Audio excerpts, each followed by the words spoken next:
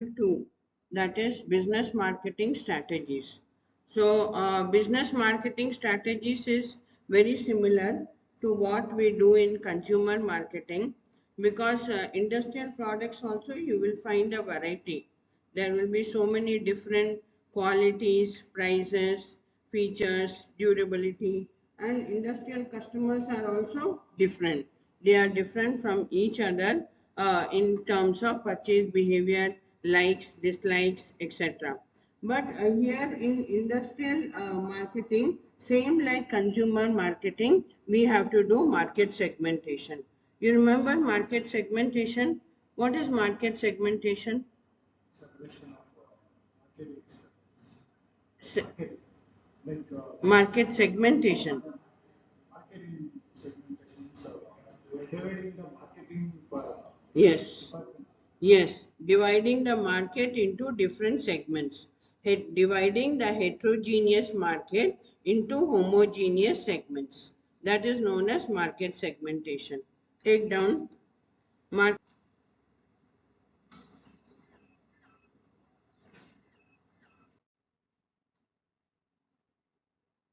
So the basis, how to divide the industrial market, there is a two-step way.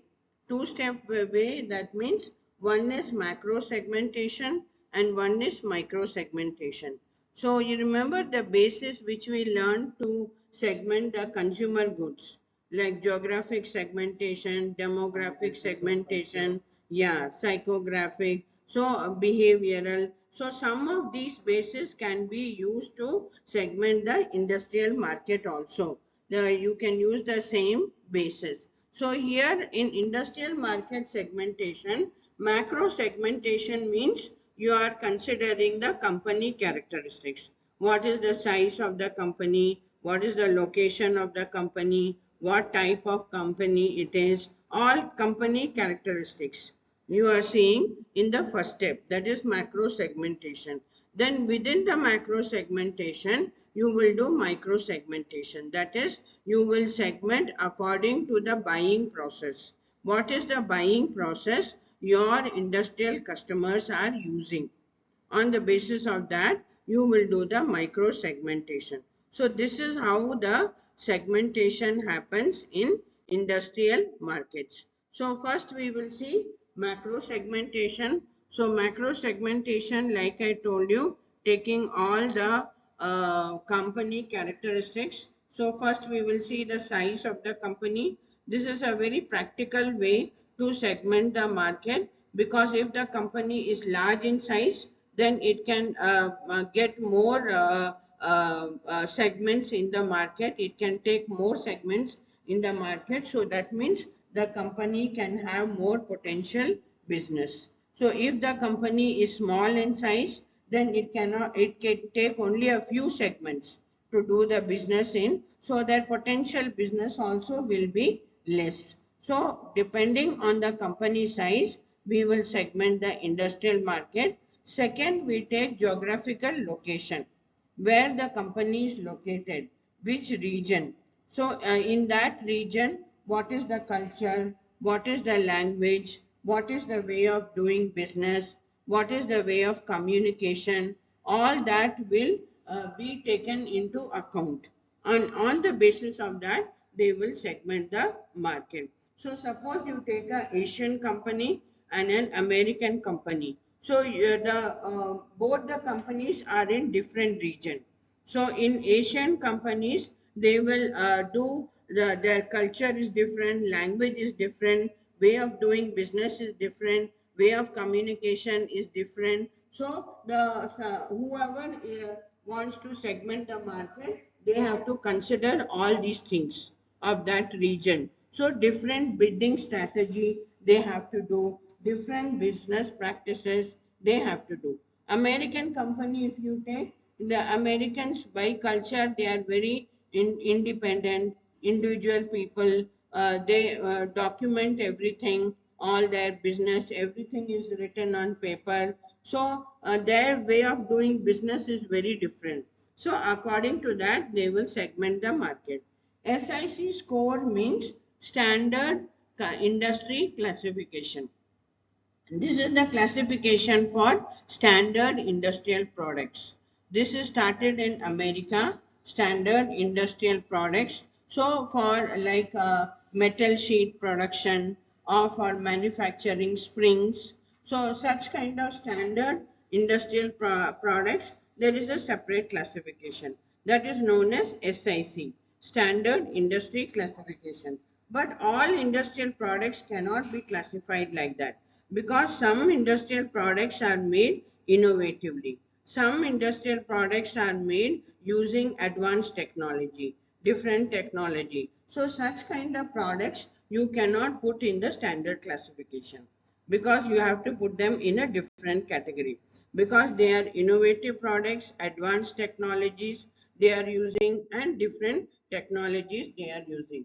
Then another factor which they see is purchase situation. What is the purchase situation? Depending on that, they will segment the market. So they can segment the market in three categories. One is new task, second one is modified rebuy, and third one is straight rebuy.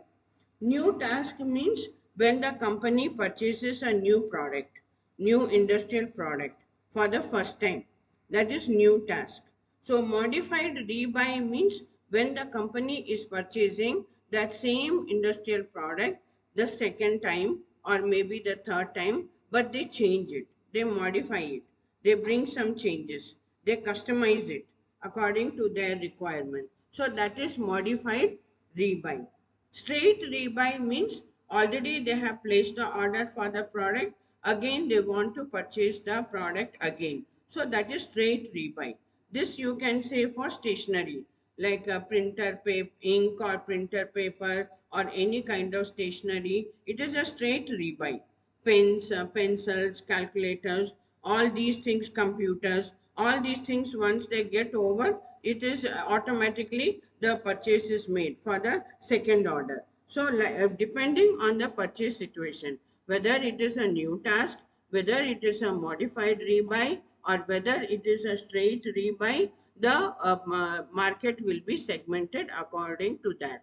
So industrial market also, there is lot of competition, there is lot of globalization. So what companies are doing, industrial companies, they will not take many segments. They will take only a few segments of the market. They will focus on that and they will sell their products well and they will develop long-term relationship with the buyers there so that those buyers will give them long-term business. So they will focus only on few segments and they will serve those segments very well so that long-term business they can get out of those segments. So basically the industrial companies today, they want to do business based on trust, based on using the latest technology and also at the same time controlling their overall cost. So for example, if you see Asian companies, most of the companies in Asia, like whether it's India, China, or any other Asian country like Japan and all, mostly the business is done on the basis of trust. That is oral words. The business people orally they will promise each other. So nothing is written on paper. Very little is written on paper. So trust is very important in business marketing in Asian countries. But it is not the same in the other countries like American countries, Canadian countries and all. They are very, very particular. Every small detail they will put on paper. Nothing is oral. Everything is written and they don't trust each other and they are very particular about doing the business in the proper way. So this is how the business practices you will see different in Asian countries and in other countries. Now decision making. How the decision making is done by the buying center. I told you industrial companies they have a buying center. There will be a group of people who will be into the buying. So this buying people collectively they take the decision to purchase the industrial products. So nowadays companies are not focusing on transaction oriented marketing strategies. They are focusing more on relationship oriented strategies. What is transaction oriented strategies? Huh? Monetary, yeah, only looking for sales. Only looking for sales. They just want to do maximum sales with the customer. They are not bothered about developing a relationship with the customer. So that is what the today's industries don't want to do. Because why? Long term it will not give them business. So if they want long-term business, they should have relationship-oriented strategies. That means they should develop, yeah, good relationship with the customers, satisfy them in every way so that they can do business for a long period. And the company can also survive for a long period. So today's companies are focusing like that, not on transaction, but on relationship strategies. Then the next way to segment the market is what are the benefits or what are the value you are getting out of the industrial product. So depending on that, the segmentation of the industrial market is done. Now there are some access control systems which is used, like for example you see in cinema halls. Before cinema entering the cinema hall, they will ask you to scan your e-ticket in that scanner. That is an access control system. So when we enter an office, if you are an employee of the office, you use biometric to enter the office. So that is access control system. So the access, this is for security. Banks also, they will have coding and all that to open their lockers and all that. So these are all access control systems. So access control systems, they market to two types of customers. One is banks, factories and airports. They install these access control systems for security reasons. Second group of customers are the sports stadium or concert arenas where this event will happen, like a musical night or a rock concert or any other event that is happening over there. Those are known as concert arenas.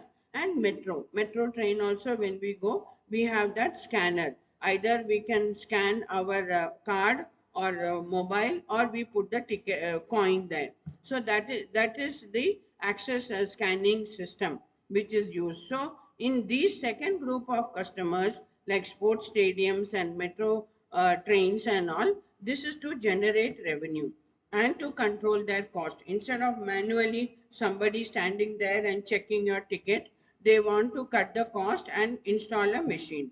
So this is how, based on the benefit, what you are getting out of the product, or based on the value, what you are getting out of the industrial product, the segmentation of the industrial market is done. Then the second reason is what is the type of institution. That means the buyer. Depending upon the type of buyer, they will segment the market. So like for example, if you take furniture, banks, they require furniture which is modern, like designer furniture. They want banks. But if you take government departments, they don't want designer furniture. They want functional furniture, which is durable, which can last for a long period of time.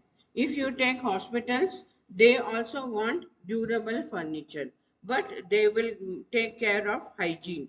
They will be very particular that the furniture can be cleaned, can be maintained in a cleanliness manner. So depending on the type of institution, type of buyer, the segmentation of the market is done. So next to segment the market, next way is depending upon what business you are getting from your customers, what type of customers you have. So one is global account customer, second one is key account customer, and third one is direct account customer. These are the three types of customers who give business. Global account customers are global customers. They will purchase in large quantities and they will have long-term agreements with the supplier. Key accounts are those medium customers, medium-sized customers. They will give 30% profit or revenue to the suppliers. Direct account customers are the small companies which do not purchase much. Mainly they are focusing on the price. Where they get less price, there they will purchase more. So depending upon the customer's business, they will segment the market. Then next is, what are the purchase strategies? What is the purchase strategies? Depending on that, they will segment the market. So we have two types of market: global market and local market. What is the global market? Whole world. Whole world is the global market. What is the local market? Near to your home, what market you get, what buying and selling you do near to your house, that is your local market. So depending on the purchase strategies, depending on the decision making power of the buying center people, like is it autonomous decision or is it joint making decision? Autonomous decision means only purchase officer will take the decision to purchase the industrial product. If it is joint decision making, then all the buying center members, the purchase manager, engineers, technical experts, the top management, all the people who are there, they will jointly take the decision to purchase the industrial product. So depending upon the purchase strategies, depending upon the decision making powers, they will segment the market. Then next is supply chain. How the supply chain is done, how the customers are taking the product, where they are taking the product, how they are taking the product. Depending on that, they will segment the market. So if the customers are cost leaders means they want the lowest cost. They want the lowest cost. So if they are those kind of customers who are looking for the lowest cost, like for example government departments, they always give look for the tender which is giving the lowest cost to them. So if they those kind of customers are there, they will purchase in large volume at the lowest cost. So supplier has to be very particular about maintaining the cost.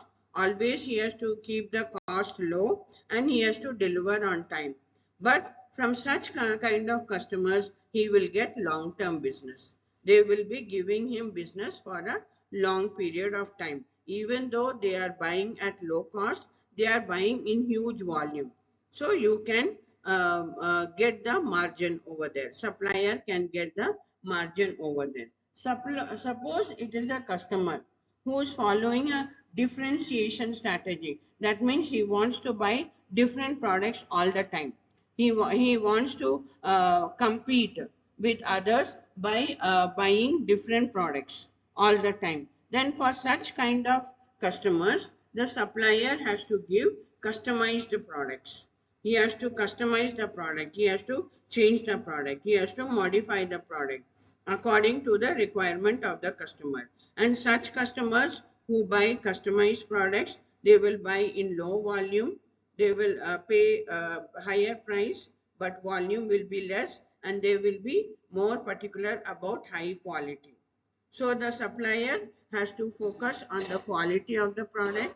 He has to focus that the product is performing well, and he has to develop a relationship with such kind of customers, because such kind of customers can also give him good business, maybe not in the long term, but for a few years they can give him good business. So these are the ways in which the macro segmentation is done, all the different bases. Now micro segmentation. Micro segmentation, again we take the following basis, that is within the macro segments we will take some homogeneous groups of buyers which are the micro segments. So we see the purchase strategy. What is the purchase strategy of the company? Depending on that, we will segment the market. So companies, one group of companies, one category of companies, they purchase from familiar suppliers. Familiar suppliers means suppliers who are known to them. So they will buy only from suppliers who are known to them. So this will include OEM suppliers, or it will more than the public sector suppliers. What is OEM? full form, original equipment manufacturers. Take down OEM, original equipment manufacturers. Who are the original equipment manufacturers? The one who produce the Yes, yes. The ones who are producing the product, the ones who are manufacturing the product. They are known as OEMs, original equipment manufacturers. The second category of companies, they will collect bids from both familiar suppliers as well as unfamiliar suppliers. That means they will collect bids from both known suppliers as well as unknown suppliers. So large number of suppliers, they will collect the bidding. They will go through all the proposals, they will select the best offer and place the order with the supplier. So such kind of segmentation is very beneficial because the supplier can avoid any wastage of time and resource in searching for business customers, because the business customer would have already selected him in his list of suppliers. So he does not have to waste time searching for such kind of business customers. So this is how the micro segmentation is done. In micro segmentation also, the segmentation is done depending upon the decision making process. How the decision making process is done in the company. So they will find out what is the decision making process in the buying company. The supplier will first try to find out so that he will be able to win the contract. Then the third way to segment the market is importance of the product. How important the product is to the customer. Depending upon that, they will segment the product, segment the market. Like for example, spare parts. It is not as important as a manufactured machine.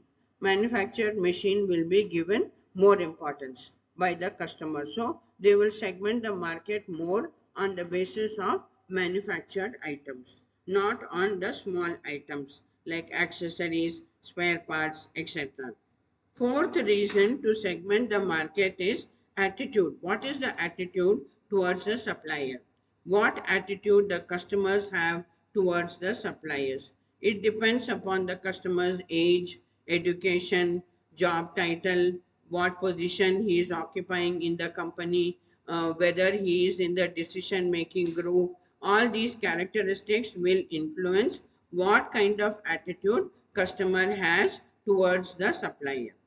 So on the basis of that also, they will segment the market. Like for example, some products, some technically complex products like industrial power systems and all, you will sell it to the technical experts like engineers, all those technical experts, the supplier will try to sell it to them. But if it is raw materials, if it is fuel, or if it is stationery, they will mainly sell it to the purchase manager. So depending upon the type of product, whether it's a complex product or simple product, the supplier will decide whom to sell it to, whether to the purchase manager or whether to the technical experts in the buying center. So this is how the segmentation is done, macro segmentation and micro segmentation.